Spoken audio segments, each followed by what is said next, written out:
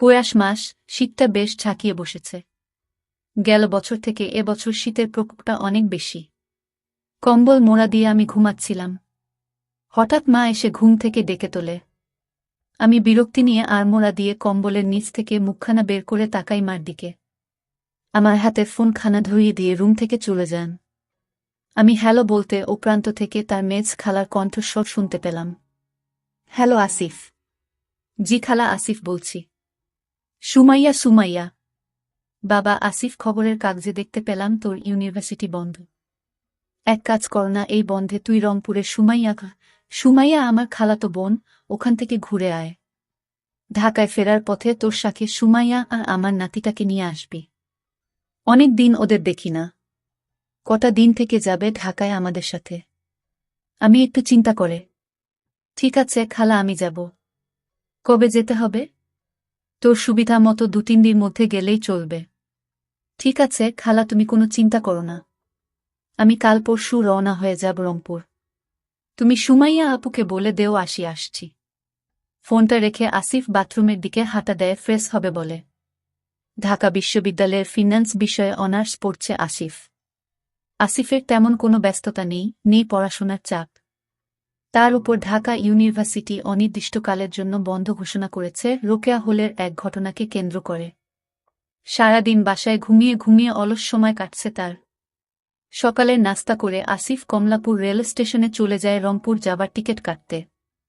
আসিফদের কাজিনদের মধ্যে সুমাইয়া বেশ সুন্দরী। বিয়ের আগে সুমাইয়ার অনেক ভালো ভালো বিয়ের প্রপোজাল আসত। সেমা 5 ফিট 5 ইঞ্চি লম্বা, গায়ের রং উজ্জ্বল ফর্সা। আর শরীরের গঠনও বেশ ভালো, যেন ছেলেদের আগুন ধরাত। পাড়ার সব বয়সী ছেলেরা পাগল ছিল সুমাইয়ার জন্য। সুমাইয়ার বাবা হঠাৎ করেই সুমাইয়ার বিয়ে ঠিক করে ফেলেন এক বিসিএস ক্যাডার ছেলের সাথে। পাত্রের বয়স একটু বেশি, 36। আর সুমাইয়া 22 বছরের পরিপক্ব এক রমণী। 14 বছরের গ্যাপ খুব একটা বড় সমস্যা হয়ে দাঁড়াল না সুমাইয়ার পরিবারের কাছে। কিন্তু সুমাইয়ারও ওই বিয়েতে একদম মতো ছিল না। ভাগ্য নাকি নিয়তি, সুমাইয়ার বিয়ে হয়ে যায় সেই বিসিএস ক্যাডার ছেলের সাথে। সুমাইয়ার হাজব্যান্ড মুনির সাহেব খুব ভালো মানুষ। মুনির সাহেবে এখন রংপুর জেলার জেলা প্রশাসকের দায়িত্বে আছেন। বর্তমানে সে ট্রেনিং 8 মাসের জন্য দেশের বাইরে গেছেন। বিয়ের পরের বছর সুমাইয়ার কোল জুড়ে আসে ফুটফুটে একটি ছেলে সন্তান। দেখতে দেখতে ছেলেটা বড় হয়ে যায়। নাম রাখে শাবাব। শাবাব এখন ক্লাস 2তে পড়ে। শাবাবের এখন বার্ষিক পরীক্ষা চলছে, শেষ হবে কদিন পরে। তারপর দিন আসিফ তার লাগেজ গুছিয়ে রওনা হয় রংপুরের উদ্দেশ্যে।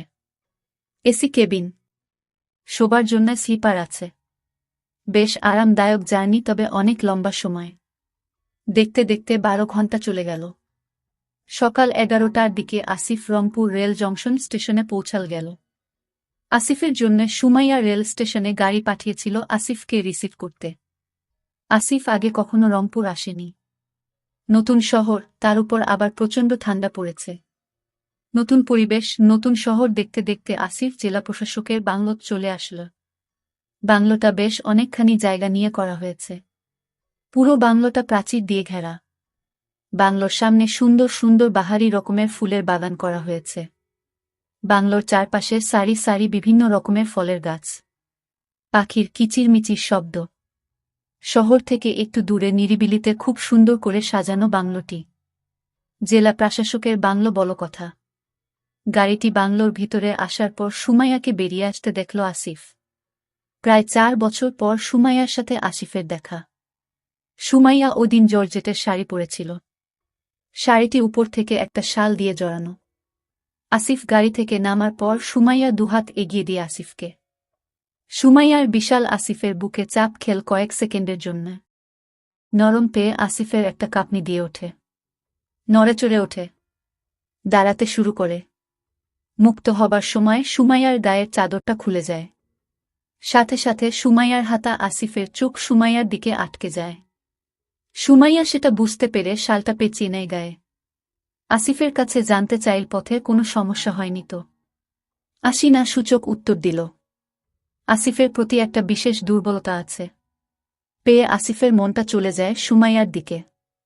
দৃষ্টিতে সে সুমাইয়াকে অবলোকন করতে থাকে। সোমা আসিফকে পুরো বাংলোটি ঘুরিয়ে দেখাতে থাকে। বাংলোটা ৩ তালা। নিচে তালায় ড্রয়িং, ডাইনিং আর কিচেন রুম আছে। দোতলায় মাস্টার বেডরুম ও আরও ৩টি রুম আছে। সবগুলো রুম বেশ বড় বড়। বাংলোর ৩ তলায় স্টোর রুমের মতো কিছু রুম আছে। তার উপরের তলায় ছাদ। পুরো বাংলোটি খুব সুন্দর পরিপাটি করে গুছানো। সুমাইয়া আসিফকে পুরো বাংলোটি ঘুরিয়ে দেখাল। তারপর দোতায় একটি রুম দেখিয়ে আসিফকে ফ্রেশ হতে বলল। আসিফ তার থাকার রুমটি এক ঝলক দেখে নিল। একটা অ্যাটাচ বাথরুমও আছে সাথে। রুমে একটা কিং সাইজ খাট, তার পাশে আলমিরা ও ছোট একটা টেবিল। আসিফের বেশ পছন্দ হল নিজের রুমটি।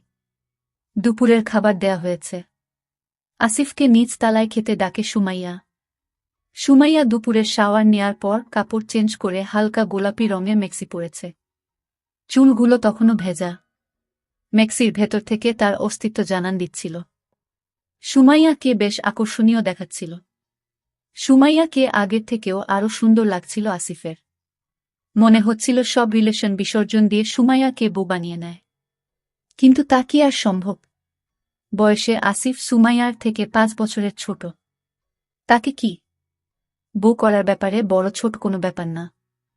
কিন্তু কেমন করে?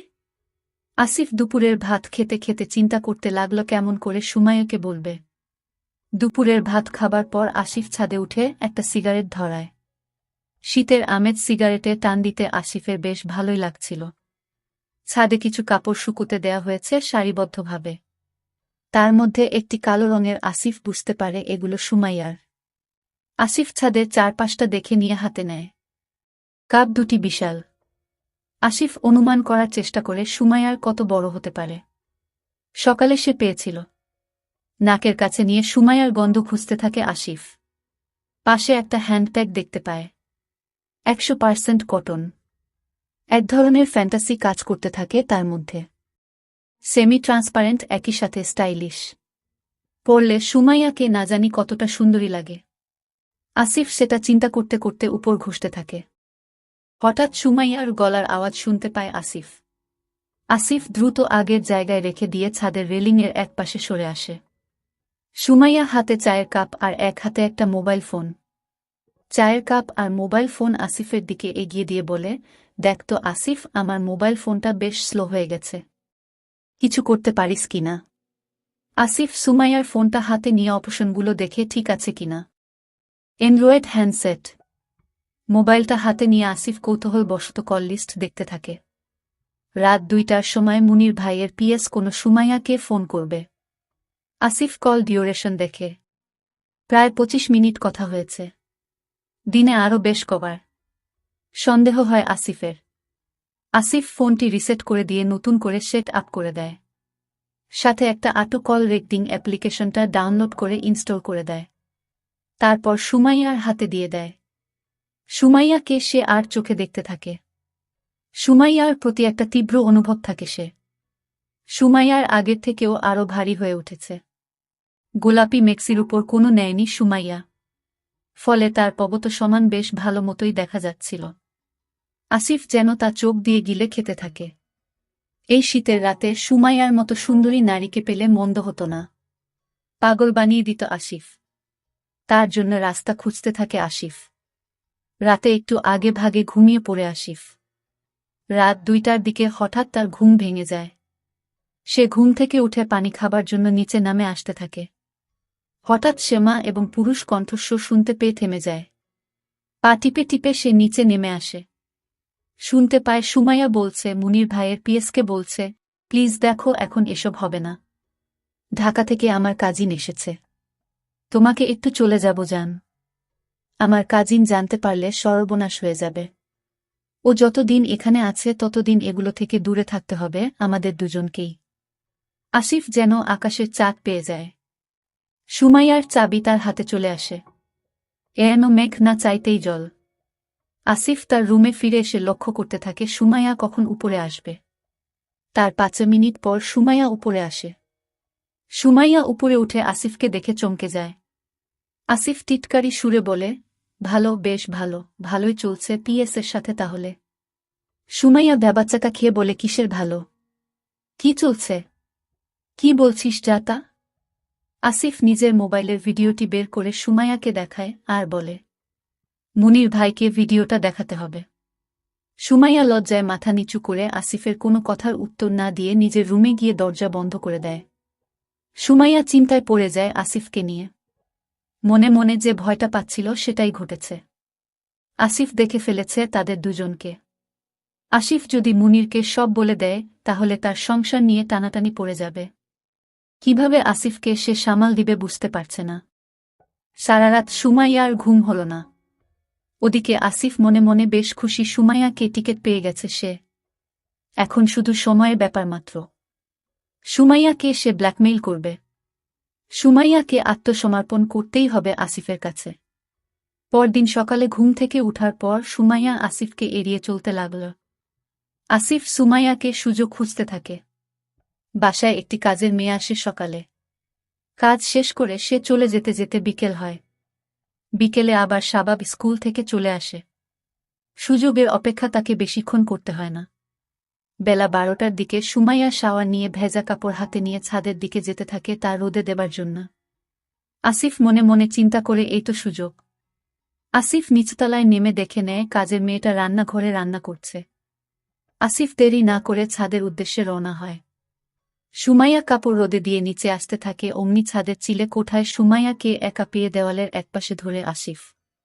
সুমাইয়াকে কোনো সুযোগ না দিয়ে আসিফ সুমাইয়ার আরম্ভ করে।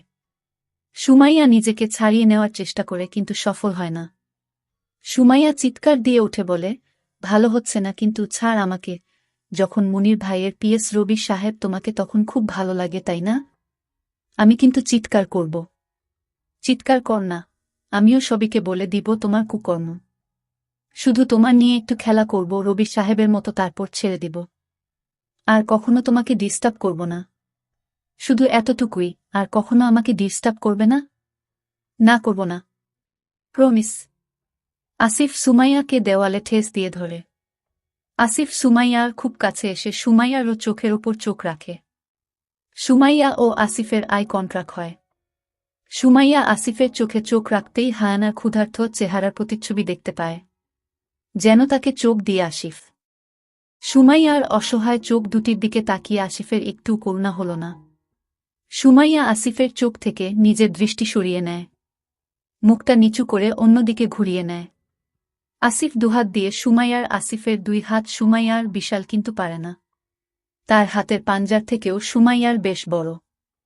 আসিফের হাতের আঙ্গুলগুলো যেন পারদর্শী তারপর জনে জনে সবাইকে জানাব। তখন তোর সংসার কেমন করে টিকে সেটা আমিও দেখব। আমি যদি দেই তার কি গ্যারান্টি আছে তারপরও তুমি আমার হাজব্যান্ডকে বলবে না? এই তো সুমাইয়া লাইনে আসছে। আমি তোমার পেলে কাউকে কিছুই বলবো না। তবে তবে কি? শুধু তোমার হাজব্যান্ডকে জানাব। মানে? ক্রোধ আর রাগান্বিত কণ্ঠে সুমাইয়া জানাতে চাইল। মানে খুব সোজা, আমি যতদিন রংপুর আছি ততদিন আমি তোমাকে, এমনটি। আসিফের থাপ্পড় খেয়ে সুমাইয়ার মাথায় চক্কর খেল। আসিফের কথাগুলো যেন তার থেকেও বেশি তাকে তেজ করে দিল। সুমাইয়া ফাটা মতো চুপসে যেতে থাকল। আসিফ সুমাইয়ার সবচেয়ে দুর্বল জায়গাটার মধ্যে ছুরি দিয়ে আঘাত করল। সুমাইয়া মনে মনে ভাবল আজ এই জঘন্য কাজটা তাকে করতে হবে শুধু তার ভুলের কারণে। রবির সাথে তার সম্পর্ক তা আসিফ জানে এবং তার হাতে প্রমাণও আছে। আসিফ তাকে ব্ল্যাকমেইল করছে। সুমাইয়া বুঝতে পারল সুমাইয়া হাতে আর কোনো পথ খোলা নেই নিজেকে আসিফের কাছে বলিদান করা ছাড়া। আসিফ হায়ানার মতো তার চুপ করে অসাড় দেহে সিঁড়িতেই দাঁড়িয়ে রইল সুমাইয়া। আসিফের সুমাইয়ার মনের ভাষা বুঝে নিতে দেরি হল না। আসিফ ছাদের সিঁড়ির উপরিভাগে নিয়ে সুমাইয়াকে দাঁড়া করাল। ছাদের সিঁড়ির ঘরের দরজাটা খোলা থাকার সুবাদে দিনের আলোতে সুমাইয়াকে সে ভালোমতো দেখতে পাচ্ছিল। শ্যামা গা নীল রং, তার মধ্যে ছোট ছোট গোলাপ ফুল আঁকা প্রিন্টের পড়েছে। আসিফ সেটা খেয়াল করে মনে মনে ভাবল এই মেক্সির ভেতরে আছে আরও সুন্দর একটি তাজা গোলাপ। ভোমর হয়ে সে সুমাইয়ার মিষ্টি সুবাস নিবে আর মধু আরোহণ করবে।